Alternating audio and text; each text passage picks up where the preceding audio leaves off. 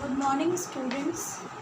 Today we are going to start the remaining part of chapter 14, that is concept of domestic boundary. Boundary का another name territory भी होता है। बच्चों, हमने previous lecture के अंदर consumer goods and capital goods पढ़ ली थी, final goods and intermediate good भी पढ़ ली थी। उसके बाद हमने gross investment and net investment पढ़ा था, डेप्रिसिएशन पढ़ा था। अब जो लास्ट हमारा चैप्टर का रह गया है वो है concept of domestic boundary, normal resident of country, फिर net factor income from abroad और net indirect taxes. First we are going to start concept of domestic boundary. It refers to economic activities performed within the geographical boundary of a country. साफ साफ पता चल रहा है ये तो कि जो डोमेस्टिक बाउंड्री या डोमेस्टिक टेरिटरी है इसे हम घरेलू सीमा के नाम से जानते हैं। इसमें जितनी भी एक्टिविटीज़ होती हैं इकोनॉमिक, वो कंट्री की जोग्राफिकल बाउंड्री के अंदर कंप्लीट की जाती हैं। जैसे इंडिया की जो पॉलिटिकल या जोग्राफिकल बाउंड्री है उसके अंदर जितनी भी इकोनॉमिक एक्टिविटीज़ होती हैं उसे हम किस में इंक्लूड करते हैं? डोमेस्टिक बाउंड्री के अंदर। इसीलिए जीडीपी के अंदर, ग्रॉस डोमेस्टिक प्रोडक्ट के अंदर डोमेस्टिक टेरिटरी की बहुत इम्पोर्टेंस मानी गई है। और जो हमारी जोग्राफिकल बाउंड्री से बाहर इकोनॉमिक एक्टिविटीज़ होती हैं उन्हें हम इसके अंदर इंक्लूड नहीं करते। इसीलिए नेशनल इनकम में या फिर ग्रॉस डोमेस्टिक प्रोडक्ट के अंदर ये कॉन्सेप्ट बहुत इम्पोर्टेंट माना गया है। फिर है concept of normal resident. Normal resident का मतलब होता है निवासी, किसी देश का निवासी। A normal resident of a country can be defined as a person who resides in a country and its citizenship. यानी किसी भी देश की जो नागरिकता होती है ना उसे हम नॉर्मल रेजिडेंट कहते हैं। चाहे तो हम उस देश में रहते हों या फिर वहाँ की हमें सिटीजनशिप प्राप्त हो, उसे हम कॉन्सेप्ट ऑफ नॉर्मल रेजिडेंट कहते हैं। ठीक है। फिर है ये जो कॉन्सेप्ट ऑफ नॉर्मल रेजिडेंट होता है ये भी नेशनल इनकम के मेजरमेंट में बहुत इम्पॉर्टेंट माना गया है। अब हमारा नेक्स्ट है concept of net factor income from abroad. इसे हम NFIA के नाम से भी जानते हैं। N for net, F for factor, income, I for income और A फॉर एब्रॉड। तो net factor income from abroad का मतलब ये है विदेशों से मिलने वाली विशुद्ध आय। देखो बच्चों, किसी भी देश की नेशनल इनकम में एक्सपोर्ट और इंपोर्ट का बहुत इम्पॉर्टेंट रोल होता है। किसी भी कंट्री की नेशनल इनकम का डायरेक्शन किस तरीके का है ये जानने के लिए हमें वहाँ के एक्सपोर्ट और इंपोर्ट को भी जानना होता है। अगर इंपोर्ट की वैल्यू कंट्री में ज़्यादा है एक्सपोर्ट से, इट मीन्स हमारा नेट एक्सपोर्ट जो है वो नेगेटिव माना जाएगा। और अगर किसी कंट्री में एक्सपोर्ट ज़्यादा और इंपोर्ट कम है, इसका मतलब उस कंट्री का जो नेट एक्सपोर्ट है वो पॉजिटिव माना जाएगा। वाइस वर्सा का मतलब होता है इसके जस्ट अपोजिट। ठीक है। और इसे हम निकालते कैसे हैं? x minus m, x for export और m फॉर इंपोर्ट होता है। नेट एक्सपोर्ट कैसे निकालते हैं हम?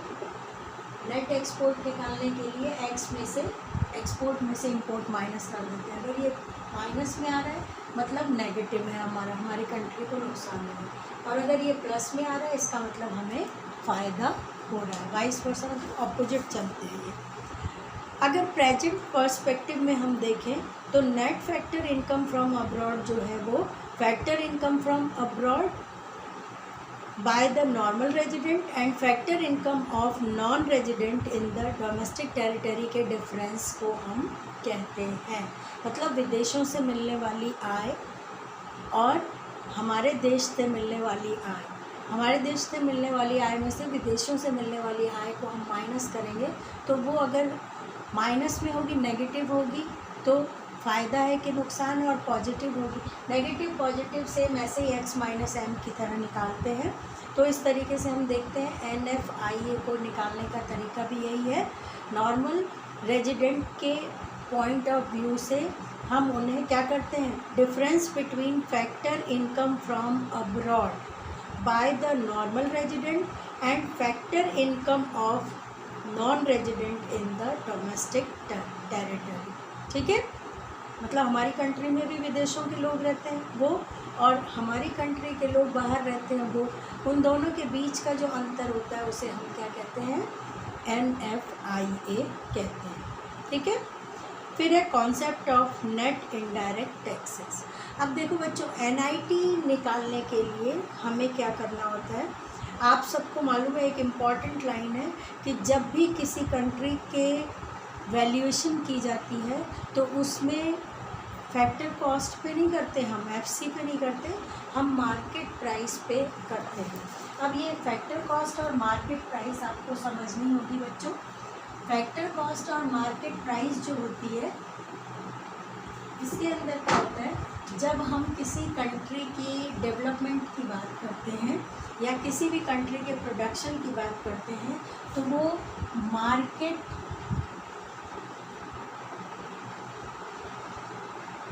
प्राइस पर कैलकुलेट की जाती है। ठीक है, FC और MP दो अप्रोच हैं। FC का मतलब होता है फैक्टर कॉस्ट और MP का मतलब होता है मार्केट प्राइस। ठीक है, तो कोई कंट्री का इवैल्यूएशन जो किया जाता है वो मार्केट प्राइस पे किया जाता है। मार्केट प्राइस के अंदर इनडायरेक्ट टैक्स प्लस होते हैं और सब्सिडी माइनस होती है। ठीक है, तो अब हमें ये सब समझना होगा, इनडायरेक्ट टैक्स क्या होते हैं, सब्सिडी क्या होती है, उसे हम कहते हैं। ठीक है, फैक्टर कॉस्ट के साथ जब हम इनडायरेक्ट टैक्स को ऐड कर देते हैं तो वो हमारा क्या बन जाता है, मार्केट प्राइस बन जाता है। समझ आया? और जब उस मार्केट प्राइस में से हम सब्सिडी को माइनस कर देते हैं तो मतलब इनडायरेक्ट टैक्सेस माइनस सब्सिडी करते हैं, फिर ऐसे ये तैयार हो जाता है। ठीक है, इनडायरेक्ट टैक्स जैसे GST, goods and service tax, इसे हम फैक्टर कॉस्ट में से ऐड कर देंगे और सब्सिडी को डिडक्ट कर देंगे तो वो हमारा क्या बन जाएगा, मार्केट प्राइस बन जाएगा। क्यों? क्योंकि सब्सिडी जो होती है वो असिस्टेंस होती है गवर्नमेंट की तरफ से, यानी सरकार की तरफ से मिलने वाली छूट या सहायता सब्सिडी कहलाती है, और जो हम सरकार को पे करते हैं वो टैक्स कहलाता है। मान लो आपकी कोई पेंसिल 5 रुपये में बन के तैयार हुई है, लेकिन आपने उसके ऊपर 80 पैसे टैक्स दिया है, तो अब उसकी कीमत कितनी हो जाएगी, 5.80। ठीक है, अब इसमें से मान लो सरकार ने आपको 20 पैसे की छूट दी है, तो उस 20 पैसे को आप माइनस करोगे तो ये 5 हो जाएगा 60। तो हमारा MP कितनी हो जाएगी, मार्केट प्राइस 5 रुपये 60 पैसे हो जाएगी MRP। ठीक है, इतने पे ये सामान बिकेगा। तो नेट इनडायरेक्ट टैक्स अगर हमें निकालना है तो हम कैसे निकालेंगे, gross indirect taxes minus subsidy. अब ग्रॉस इनडायरेक्ट टैक्स कैसे बना हमारा, तो देखो बच्चों, जब सामान कोई बन के हमारा तैयार हुआ 5 रुपये में, तो वो हमारा क्या कहलाएगा, फैक्टर कॉस्ट। अब उस फैक्टर कॉस्ट 5 रुपये के सामान को जब हम मार्केट में बेचने के लिए ले जाएंगे तो हमें सरकार को कुछ उसके ऊपर टैक्स देने होंगे, वो कहलाएंगे इनडायरेक्ट टैक्सेस। ठीक है, समझ में आ गया? ये तो हमारा क्या हो गया, ग्रॉस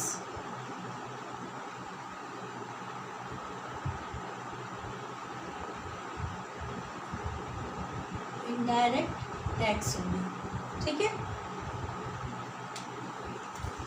अब इस ग्रॉस इनडायरेक्ट टैक्स में से जब हम सब्सिडी को माइनस कर देंगे वो क्या बन जाएगा, NIT बन जाएगा, क्योंकि सब्सिडी क्या है हमारी, सरकार के द्वारा मिलने वाली छूट है। अब ये तो हमारे कॉन्सेप्ट का पोर्शन कंप्लीट हो गया।